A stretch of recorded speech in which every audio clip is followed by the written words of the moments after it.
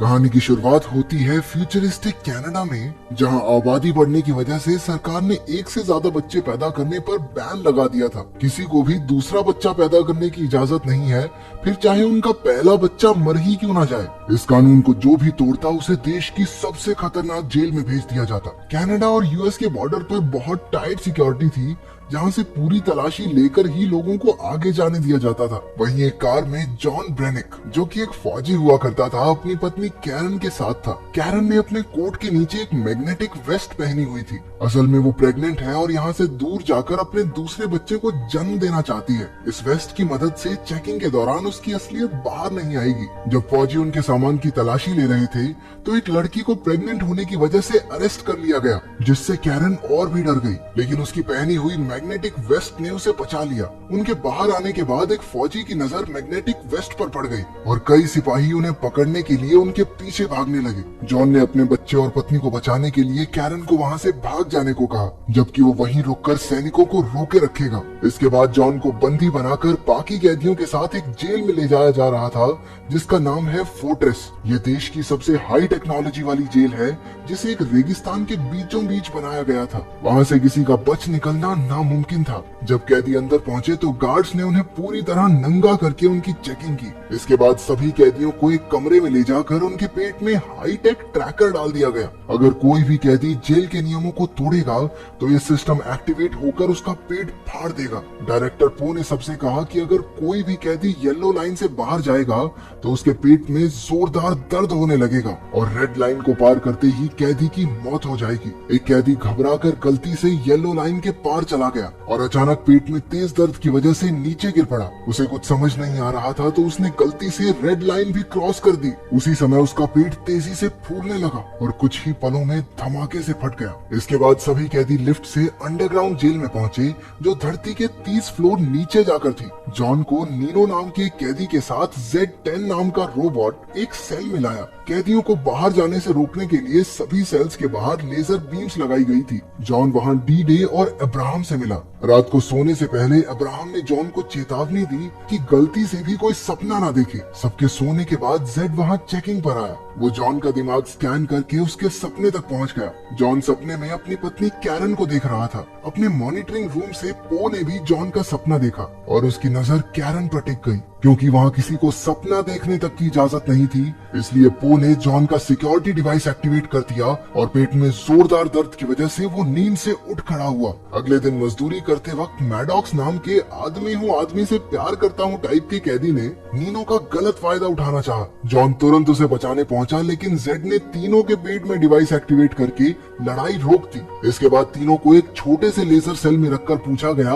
कि आखिर शुरुआत किसने की। नीनो मैडॉक्स से बहुत डरता था, इसलिए चुप रहा। अपने दोस्त को बचाने के लिए जॉन ने लड़ाई का इल्जाम अपने सर ले लिया। इसके बाद जॉन को पो के ऑफिस में ले जाया गया, जहां वो कैरन को नहाते हुए देख रहा था। पता चलता है कि कैरन को भी पकड़कर जेल में डाल दिया गया था। पो ने जॉन और कैरन को बेरहमी से टॉर्चर करना शुरू कर दिया और दोनों दर्द में कराहने लगे। बाद में अब्राहम ने बताया कि फ्लोर ए और बी में सभी औरतें हैं और कैरन भी वहीं होगी। उधर कैरन जेल में दूसरी प्रेग्नेंट लड़की के साथ थी। जैसे ही उसे पेट में दर्द हुआ, गार्ड्स उसे जबरदस्ती पकड़कर ले गए। वहाँ हर एक औरत प्रेग्नेंट थी। कैरन को एहसास हुआ कि नए जन्मे बच्चों के साथ जरूर कुछ न कुछ किया जा रहा है। उधर आदमियों की जेल में मैडॉक्स ने जॉन पर हमला कर दिया। दोनों में जबरदस्त लड़ाई शुरू हो गई। कैरन अपने फ्लोर से जॉन को देखकर हैरान रह गई। मुकाबला टक्कर का चल रहा था, लेकिन अचानक से जॉन ने मैडॉक्स को ऊंचाई से नीचे धकेल दिया। मैडॉक्स ने किसी तरह किनारे को पकड़कर अपनी जान बचाई। वो ने ऑफिस से जॉन को ऑर्डर दिया कि मैडॉक्स को खत्म कर दे, लेकिन जॉन ने उसकी बात ना मानते हुए मैडॉक्स की जान बचा ली। गुस्से में पो ने मैडॉक्स के पेट में लगे डिवाइस को एक्टिवेट कर दिया, जिससे उसका पेट धमाके से फट गया। इससे पहले कि गार्ड्स उसे पकड़कर ले जाते,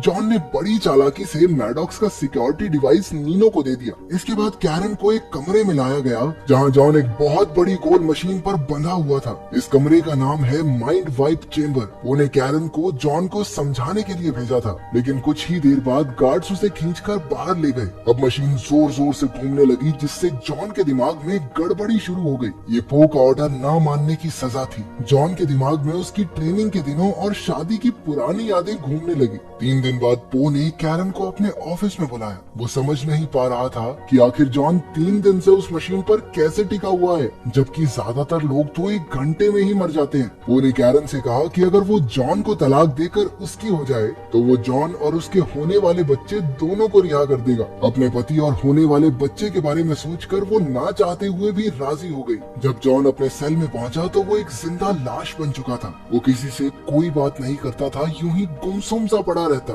यहाँ तक कि उसे किसी भी तरह का कोई भी दर्द महसूस होना बंद हो गया। कैरन अब पो के साथ रहने लगी थी। एक रात उसने देखा कि पो एक कुर्सी पर कई सारी तारें अपने शरीर से जोड़कर बैठा है। पता चलता है कि पो को मॉडिफाई करके एक एडवांस ह्यूमन बनाया गया था। उसे ना तो कुछ खाने पीने की जरूरत है और ना ही सोने की, बस महीने में एक बार ये तारे जोड़कर एमिनो एसिड्स लेना ही उसकी खुराक है। जेल में पैदा होने वाले बच्चों के साथ भी यही किया जाता है। बहुत से ऑपरेशंस करके उन बच्चों को एडवांस ह्यूमंस बना दिया जाता है ताकि एक दिन पूरी धरती आम इंसानों और भूख प्यास से आजाद हो जाए। ये सुनते ही कैरन के होश उड़ गए। अब 4 महीने हो चुके थे, लेकिन जॉन की हालत में कोई सुधार नहीं था। अब्राहम ने उसे बताया कि कैरन का पेट बढ़ने लगा है और जल्द ही उनका बच्चा इस दुनिया में आ जाएगा। जॉन ने कोई हरकत नहीं की, लेकिन उसकी आंख से एक आंसू टपक पड़ा। उस रात कैरन ने पो को रिझाकर उसे खूब शराब पिलाई और बेहोश कर दिया। फिर वो कंट्रोल पैनल के जरिए जॉन के सपने में पहुंची, जहां बचपन में जॉन एक गड्ढे में फंसा हुआ था।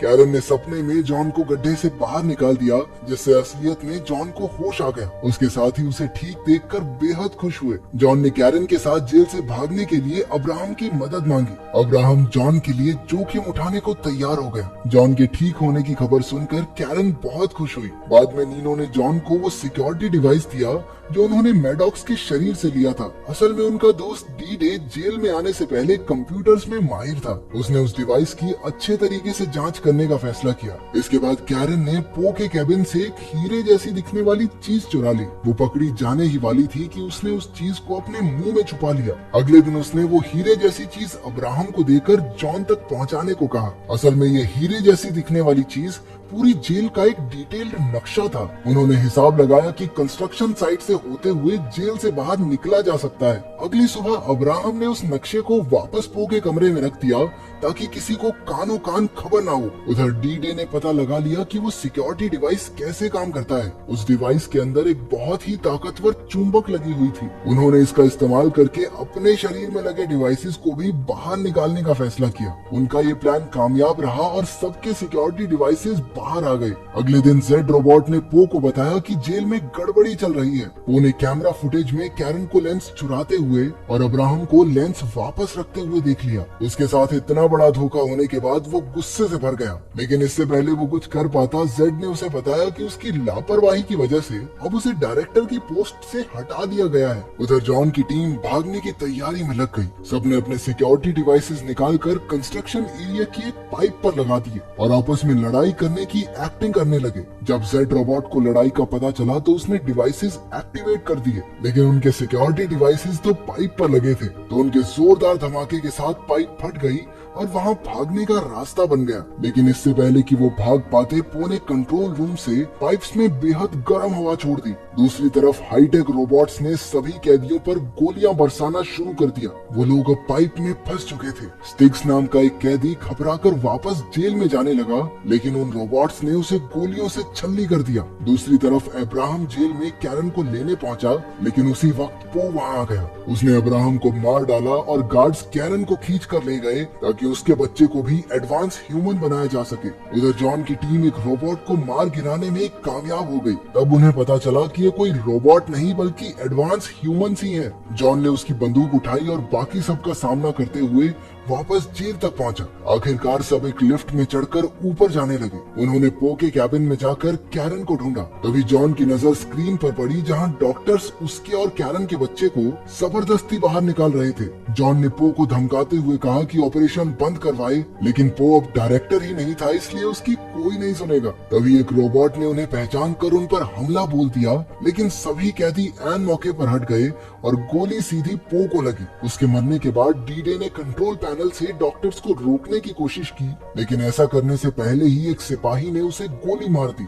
जॉन ने अपने दोस्त की मौत का बदला लिया और डी-डे ने अपनी बची खुची ताकत से पूरी जेल की बिजली का सिस्टम ही बंद कर दिया। डॉक्टर्स रुक गए और सिक्योरिटी सिस्टम भी बंद हो गया, जिसका फायदा उठाकर सारे कैदी जेल से भाग गए। अब सिर्फ जॉन और नीनो वहाँ बचे थे। वो कैरन को बचाने पहुँचे और डॉक्टर से छुड़वाकर उसे जेल के ट्रक में भगा ले गए। वो तीनों मेक्सिको का बॉर्डर क्रॉस करके ही रुके। अब कैरन बच्चे को जन्म देने ही वाली थी, लेकिन जेल का ट्रक अचानक अपने आप चलने लगा। पता चलता है कि ट्रक को अब भी जेल से कंट्रोल किया जा रहा था। उसने नीनो को कुचलकर मार डाला। जॉन उसका सामना करने बाहर गया, जबकि कैरन झोपड़ी में तड़प रही थी। जॉन ने ट्रक को धमाके से उड़ा दिया, लेकिन बदकिस्मती से वो ट्रक झोपड़ी से जा टकराया और कैरन भी मलबे के नीचे फंस गई। जॉन घबराकर अपनी पत्नी को ढूंढने लगा, लेकिन वो सही मौके पर वहाँ से निकल गई थी। वो बिल्कुल सुरक्षित थी और उसके हाथ में एक प्यारा सा बच्चा था। आखिरकार जॉन और कैरन अपने बच्चे को बचाने में कामयाब हो ही गए। तो तुम अपने माँ बाप से कितना प्यार करते हो, कमेंट्स में एक लाइन तो बनती है।